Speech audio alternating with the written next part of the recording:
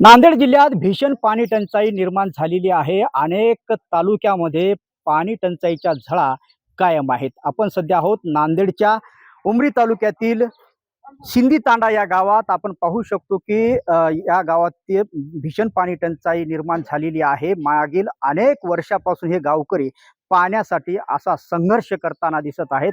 पाण्यासाठी अशा खोल विहिरीमध्ये कसरत करावी लागत आहे. हंडाभर पाणी वर काढण्यासाठी या गावकऱ्यांना अशी मोठी कसरत करावी लागत आहे. लहान लहान मुलं असो की वृद्ध असो, संपूर्ण गाव या ठिकाणी या एका शेतातील विहिरीमधून पाणी काढते आणि दररोज हा प्रवास त्यांचा 1 ते 1.5 किलोमीटरचा हा प्रवास त्यांचा दररोजचा असतो. अनेक वेळा यांनी आंदोलनं केली, निवेदन दिली, परंतु त्यांच्या या पाणी टंचाईवर काही तोडगा अद्याप काही निघालेलं नाही. आपल्यासोबत या गावातील नागरिक आणि महिला आहेत. आपण त्यांच्याशी बातचीत करूयात आणि जाणून घेऊयात. काय सांगाल, केव्हापासून हा पाण्याचा संघर्ष तुम्हाला हा करावा? साहेब ग्रामपंचायती मेंबरा पाण्याचा त्रास आम्हाला खूप आहे. काही दिवसापासून आहे. या लोकायला मतदान करा, एक करा, सरपंचला बघा, ग्रामसेवकला बघा, चकाला सांगलो म्हणजे काय दार फिरात कोणी घेणार. हाकालून देते आपल्याला, काय हे नाही काय नाही. तात्पुरता मेंबर ठेवलेले आता बक्कळ बोंबलतो जाऊन त्याने काय आमची काळजी घेणार. पाण्यासाठी बाई मेली, एकदा बाई सुद्धा मेली, माती केल्या बाई मेली तरी तेच बोंबलं आहे आमचं. आणि मत आलं, निवडणूक आली, ते सरपंच म्हणते म्या करतो, या सरपंच म्हणते म्या करतो, गुरुजी म्हणते म्या करतो, गोविंदराव पाटील म्हणते म्या करतो. कोण नाही, पाईपलाईन आणतो, म्या आणतो, तो आणतो म्हणते. कोणी आणणार करणार हाय तसला हाय आमचं जिंदगीभर. हा, जिंदगीभर हाय तसला हाय. नाना लेकर आहे, सकाळा उठा, हिरीला या, भाकर करून शेताला कवा जा, काय करा, एक घागरी पाणी भांडा भरून आणण्या, लेकराला अंग धू घाला आणि कामाला जा, मंजुरी करून खाता. दुसरं काय नाही आम्हाला. पाण्याची त्रास आहे आम्हाला, पाण्याची मागणी आहे, दुसरी काहीच मागणी नाही. हा, निश्चितच अजून पाण्यासाठी संघर्ष आपण पाहू शकतो. दुसरे बी गावकरी आपल्यासोबत आहेत. काय सांगाल, किती वर्षापासूनचा हा संघर्ष आपण या ठिकाणी सुरू आहे? काय काय मागणी आहे तुमची? सर, हे अनेक वर्षापासून हीच परिस्थिती आहे. आणि हे जो विहीर आहे, मागल्या 50-60 वर्षापासून याच विहिरीतले लोक पाणी नेतात. आणि मागील वर्षी 14,50,000 रुपयाची पाणी टंचाई अंतर्गत जिल्ह्यामध्ये सगळ्यात जास्त निधी आला होता. आणि ते 1 वर्ष झालं, मागील जून मध्ये पाईपलाईन पूर्ण कंप्लीट झाली. आजपर्यंत त्या विहिरीचा एक थेंब पाणी यायला भेटला नाही. आणि शासन दंडामध्ये पाणी फिल्टर दिलंय, त्या पाणी फिल्टरला कनेक्शन नाही किंवा लाईट नाही. ते पाणी मशीन सडून गेली जागेवर. विद्यार्थ्यांची मशीन सुद्धा सडून गेली पाणी फिल्टरची. आणि पाईपलाईन मध्ये तुम्हाला सांगतो की अनेक पाईपलाईन झाले आता. आणि ते जो 14,50,000ची विहीर केलेली आहे, पाईपलाईन केली, त्याच विहिरीहून 3 पाईपलाईन अगोदर 2 पाईपलाईन झाल्या, ती 3री पाईपलाईन आहे. आणि गावातून सुद्धा 4थी पाईपलाईन, 4 पाईपलाईन असून सुद्धा तंड्याला पाणी मिळत नाही. बरं, तंड्याचा सोडा साहेब, गावामध्ये बी एवढी भीषण परिस्थिती आहे की गावात सुद्धा पाणी नाही. ते एवढा मोठा भ्रष्टाचार आहे. अजून मी एक विनंती करतो शासनाला, सिंधी ग्रामपंचायतचे तालुक्याचे लेवलचे अधिकारी सोडून बाहेरच्या अधिकाऱ्यामार्फत अगर चौकशी केली तर 2018 पासून सिंधीमध्ये कोणत्यामध्ये 10 लाख रुपयाचं काम दाखवून द्यावं त्यांनी. कुठंच नाही. कुठल्या शाळेला व्यवस्थित साहित्य देत नाहीत. आज 4 वर्ष झालं जिल्हा परिषद पाण्याचा एवढा प्रश्न आहे की जिल्हा परिषद शाळेमध्ये पाण्याचा प्रश्न आहे, तांड्यातल्या शाळेचा प्रश्न आहे, जनतेचा प्रश्न आहे.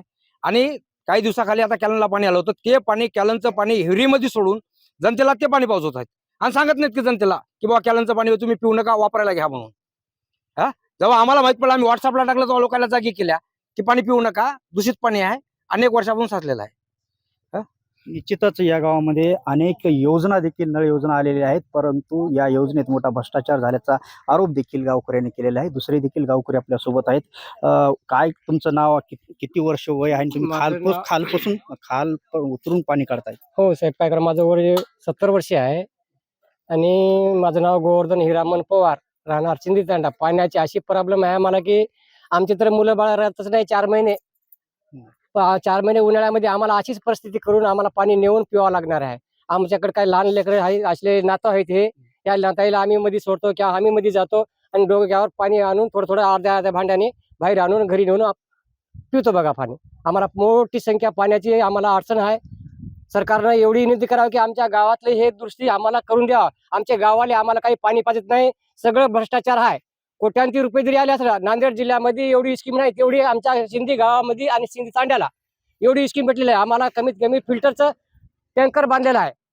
व्यंकटी पाटील नरवाड्यानं फिल्टर टाकीचं पाणी बांधलेलं आहे. हौद तर तिथून सुद्धा ते सुद्धा बंद आहे. आम्हाला कोणतेच पाणी नाही, योजना नाही. आम्ही असंच उपाशी मरणार आहे. निश्चितच पाण्याची जे तकलीफ आहे ते सांगलेली आहे. आपल्यासोबत लहान मुलं विद्यार्थी आहेत. काय तू रोज येतोस का इथं आणि काय कसं असते पाणी काढण्याची आणि काय मागणी आहे तुमची? सर इथं लई पाणी काढायचे आहे बघा सर. आमची ग्रामपंचायत कोणी काही नाही सर. त्या दिवशी काय की ना आमचं मोर्चा निघालो होतं गावात. अर्जुन पवार जाधवनी ग्रामपंचायतच्या पुढे काय की ना फाशी घ्यायचा दावा घेतला होता सर. त्या दिवशी काय की सर जरा असं पाणी सुटले सर अर्धा घंटा. त्या दिवशीपासून आम्हाला एक दिवस बी पाणी नाही सर. असं जर आपण तिथे जाऊन काय केलं सर, एखादी दिवस पाणी सोडता सर, नंतर आम्हाला नाही सर. 12 ते 13 दिवस आम्हाला पाणी येणार सर. एकच द्यायचे महिन्यातून 2 ते 3दा कुठून पाणी आणतो? सर. इथून आणता सर. शाळा 3 किलोमीटर आहे. पप्पा आई वडील सकाळी 5 वाजता उठून शेतात जातात सर. काय आम्ही इथं पाणी आणता, मग आमचे भाऊ आता छोटे छोटे त्यांना आम्ही कुठं पाठवावं? जर ते त्यांना काय झालं की कोण जबाबदार राहणार आहे सर यांचं? आम्ही काय की इथून त्याला नेता सर. अजून मी आंघोळ केलो नाही सर पाण्यासाठी. खोटं बोलणं चालू सर, खरं बोलालो. काय की ना सकाळी आणून पाणी ठेवता, मग नंतर आम्ही शाळेला जाता सर. आलं म्हणजे काय की आमचे छोटे छोटे भाऊ म्हणतात भाऊ पाणी नाही, पण आम्ही पाणी येऊन 2-3 खेप नेता सर. सर आता आम्हाला पाणी द्यावं. आम्हाला पाणीशिवाय काहीच पर्याय नाही बघा सर. आता निश्चितच छोट्या मुलाची ही प्रतिक्रिया होती. आणि या पाण्यासाठी एका गावकऱ्याने आत्मदहनाचा देखील प्रयत्न या ठिकाणी केलेला आहे. आणि या गावकऱ्यांची मागणी आहे काही जरी केलं तर तात्काळ या गावकऱ्यांना पाणी देणं महत्त्वाचं ठरणार आहे. संजय सूर्यवंशी, साम टीव्ही न्यूज, सिंदी तांडा, नांदेड. देश विदेशातील प्रत्येक घडामोडींचे लाईव्ह अपडेट मिळवण्यासाठी आता साम टीव्हीच्या सर्व सोशल मीडिया प्लॅटफॉर्मला लाईक, फॉलो आणि सबस्क्राईब करा. तसंच सर्व नोटिफिकेशनसाठी बेल आयकॉन प्रेस करायला विसरू नका.